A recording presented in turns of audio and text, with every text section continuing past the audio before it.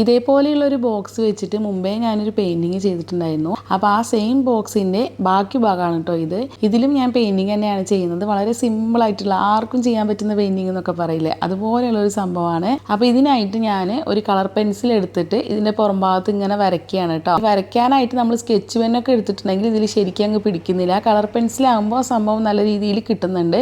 ഏതെങ്കിലും ഒരു light colour എടുത്താൽ മതി. ഇനിയിപ്പോൾ നല്ലപോലെ പെയിൻറ്റിങ് അറിയുന്നവരാണെന്നുണ്ടെങ്കിൽ ഇങ്ങനെ കളർ പെൻസിൽ വെച്ച് വരയ്ക്കേണ്ട ആവശ്യമൊന്നുമില്ല. ഡയറക്റ്റ് പെയിൻറ്റ് എടുത്തിട്ട് അങ്ങ് വരച്ചാൽ മതി കേട്ടോ. പെയിൻറ്റ് ചെയ്യാൻ അധികം അറിയാത്തവർ ഇങ്ങനെ ചെയ്ത് കൊടുക്കുന്ന കേട്ടോ നല്ലത്. പ്രശ്നങ്ങളൊന്നും പറ്റാണ്ട് നല്ല രീതിയിൽ പെയിൻറ്റ് ചെയ്തെടുക്കാനായിട്ട് പറ്റും. അപ്പോൾ ഞാനിവിടെ കുറച്ച് പേസ്റ്റൽ കളേഴ്സ് വെച്ചിട്ടാണ് ചെയ്യുന്നത്. നിങ്ങൾക്ക് ഡാർക്ക് കളർ ആണെങ്കിൽ ഡാർക്ക് കളർ ഉപയോഗിക്കാം കേട്ടോ. അപ്പോൾ വേറൊരു ലുക്കായിരിക്കും മാത്രം. ഇതേപോലെ നമ്മൾ നേരത്തെ വരച്ചിട്ടുണ്ടായിരുന്ന ഈ കളർ പെൻസിൽ മാർക്കിങ്ങിൻ്റെ മുകളിൽ കൂടെ ഇങ്ങനെ വരച്ച് കൊടുക്കാം കേട്ടോ.